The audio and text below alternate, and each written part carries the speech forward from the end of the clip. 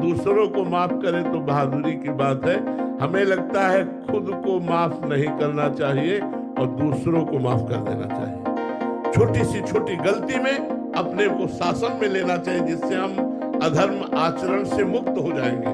अगर हम अपने को माफ करते रहे, वैसे सभी अपने को माफ कर रहे हैं, देख लो सब अपने को ही माफ कर रहे हैं, दूसरे की जरा सी गलती में वो अंगुली उठा दी जाएगी। और अपनी ढेर सारी गलतियां हैं, उनको चुपचाप गुप्त रख लिया, उनको माफ कर दिया, उनको क्षमा कर दिया। हमें लगता है परमार्थ का पथिक अपनी गलतियों को क्षमा नहीं करता, उसका प्रायश्चित करता है और दूसरों के बड़े से बड़े अपराध को क्षमा कर देता है। क्षमावान ही परमार्थ का पथिक है। तो दूसरों में भगवत भाव करने से हमारे अंदर क्षमा भाव आ जाएगा। दूसरों को क्षमा करने की भावना हमारे अंदर तब बढ़ेगी जब सब में भगवान को देखेंगे। ये भगवान से प्रेरित होकर मुझे गाली दे रहा है, इसका बेचारे का क्या दोष? और भगवान इसलिए प्रेरित करवा रहे, मेरा कोई कर्म भोग है इसलिए भगवान प्रेरित करवा किससे गाली।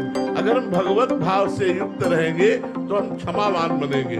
और अपने से अगर कोई अपराध बन रहा है तो उसका उपवास के द्वारा, परिक्रमा के द्वारा, नाम जप के द्वारा हम प्रायश्चित करें, उसे क्षमा न करें, उस पाप को प्रायश्चित के द्वारा भस्म करें। जरा जरा सी संपत्ति में भाई भाई को मारे डाल रहा है, पुत्र पिता को मारे डाल, ये तो अज्ञान का खेल चल रहा है। ऐसा कोई आध्यात्मिक थोड़ी है। अध्यात्मवान पुरुष क्षमावान, अद्वेष्टा सर्वभूतानां मैत्रः करुणैव च निर्ममो निरहंकारा सम दुखा सुखा क्षमी।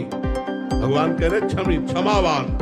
क्षमावान मेरा बड़ा प्रिय भक्त होता है, सुख दुख में समान भाव रखने वाला मेरा प्रिय भक्त होता है, जो किसी में दोष दर्शन नहीं करता, सब में करुणा करता है लेकिन ममता नहीं करता, सब पर परोपकार की भावना रखता है लेकिन अहंकार नहीं करता। ऐसा भक्त मुझे परम प्रिय है।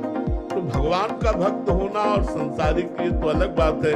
जो दुश्मनी चलती है वो आध्यात्मिक थोड़ी होती है, वो तो सांसारिक लोग होते हैं। आध्यात्मिक लोग क्षमावान होकर के राग द्वेष को मिटाते हैं और भगवत प्राप्ति करते हैं। काफी बार प्रश्न आते हैं कि क्षमा कर देते हैं बट वो इसको हमारी कमजोरी समझ लेते हैं कि ये मतलब कमजोर है।